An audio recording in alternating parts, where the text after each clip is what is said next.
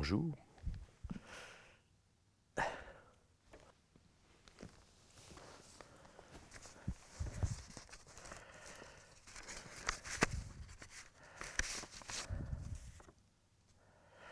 Ok. Pour toi, l'inspiration, c'est quoi?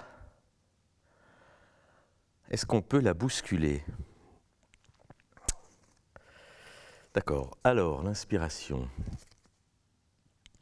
L'inspiration, c'est, comme dirait Tchekhov, c'est laisser couler librement du cœur tout ce qui vous vient, peu importe les formes nouvelles ou anciennes. L'important, c'est laisser couler ce qui vient du cœur. Ouais, c'est ça. Je dirais ça. J'y reviendrai peut-être. Alors, ta première fois au théâtre et ou sur un plateau de danse en tant que spectateur et en tant qu'artiste. Ma première fois au théâtre, c'était dans le couloir de l'appartement de ma mère. Je devais avoir 6 ou 7 ans. Je prenais un accordéon que je transformais en machine à écrire. J'étais sténodactylo. Et tout d'un coup, le petit accordéon avec une casquette devenait un tableau de bord d'avion. Et je me transformais en pilote d'avion. Et ensuite, j'essayais d'inventer tout un tas de situations avec ce petit accordéon. C'est ça ma première fois au théâtre. En fait, c'est ça. C'est dans le couloir, en attendant que ma mère rentre du boulot. Ouais, c'est ça. C'est ça. En tant qu'artiste, tout seul dans ma chambre. Dans le couloir.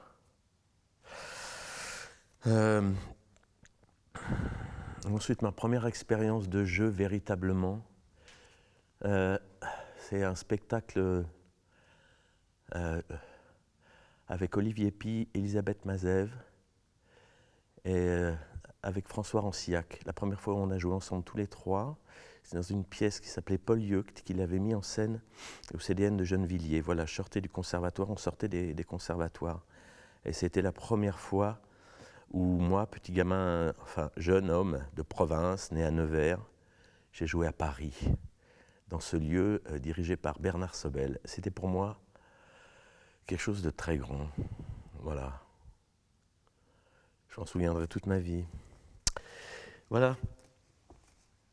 Alors, l'autre métier dont tu te sens le plus proche, c'est la cuisine. Et c'est la cuisine. J'ai un fils cuisinier.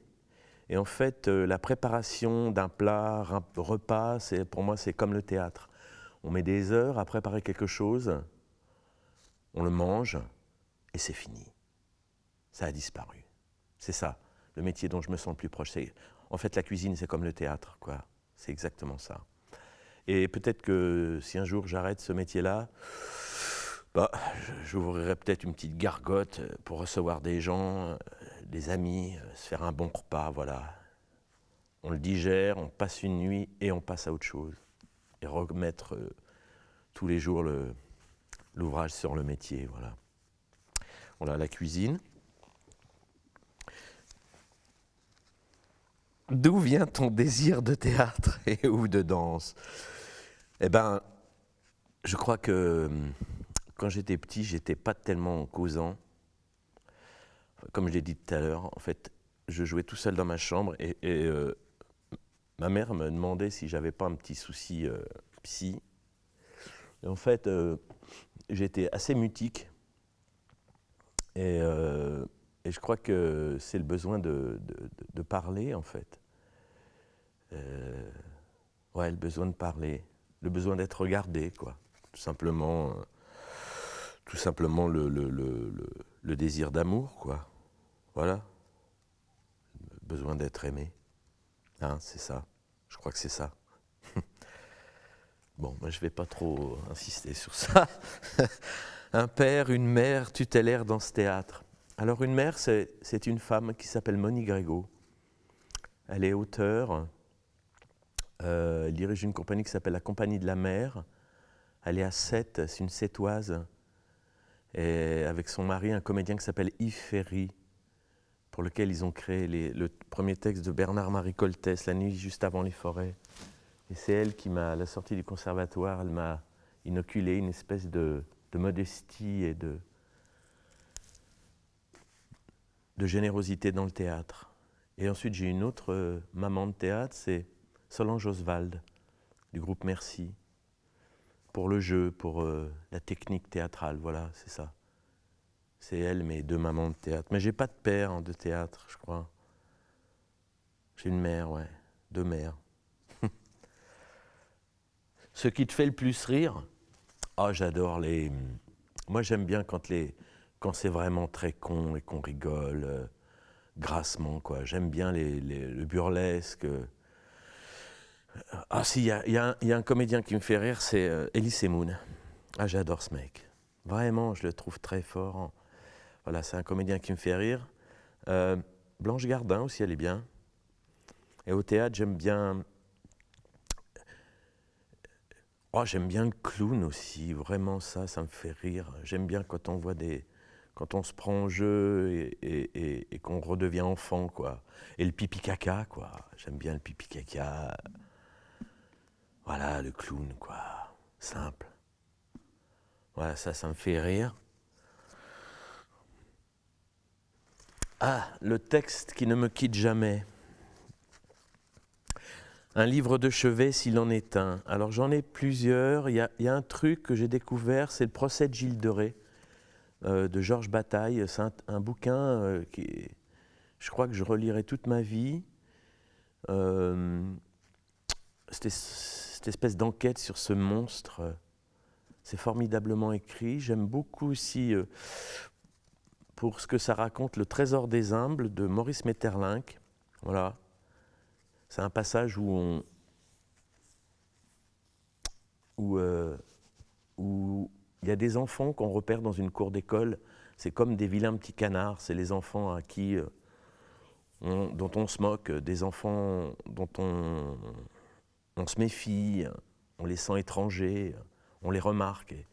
Et ce texte dit que ces enfants-là, en fait, ils sont marqués d'un sceau qui va les emmener jusqu'à la fin de leur vie. Est-ce la mort? Est-ce tout ça? Et ça m'a profondément marqué, ça. Et voilà, c'est des livres, ces deux livres-là, je crois que je les garderai au fond de moi. Je les emmènerai, je pense, sur une île déserte, si je devais emmener deux livres. Voilà. Mais c'est pas du théâtre. C'est pas du théâtre. Voilà. Voilà. Ce qui m'inquiète le plus aujourd'hui, alors là, la question... l'inquiétude... je suis à un âge où on commence à penser à la fin. Non, ce qui m'inquiète, c'est l'état de la planète, voilà. C'est ce qu'on va transmettre à nos enfants, voilà. On va leur laisser un monde bizarre. Voilà. Ça m'est difficile de parler de ça. Je n'ai pas trop envie d'en parler. J'évacue cette question. Ah, que dis-tu à ton équipe à la veille de la première d'un spectacle? Eh ben, je leur dis, bon, vous savez ce que vous avez à faire? Vous savez ce que vous avez à être? Voilà, ciao, au revoir. C'est tout ce que je leur dis. Vraiment, je leur dis ça. Ils savent. Ils savent, sinon le travail qu'on a fait ensemble dans les répétitions ne sert à rien. Voilà, je leur dis pas plus que ça.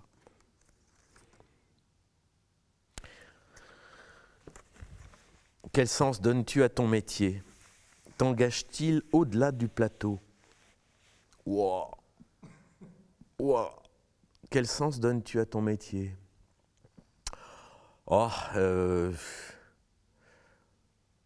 fais un métier public, j'essaie de ne pas trop raconter de conneries à mes proches, à mes contemporains. J'essaie de leur donner le goût des lettres, des textes, des humains, essayer d'être citoyen.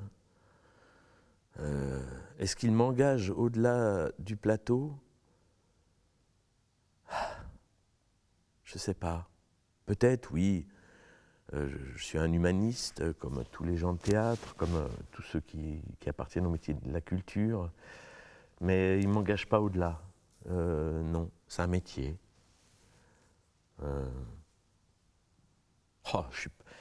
C'est pas facile de répondre à ça. Et je vais m'arrêter là. Merci. Hein. Je laisse la place pour les autres.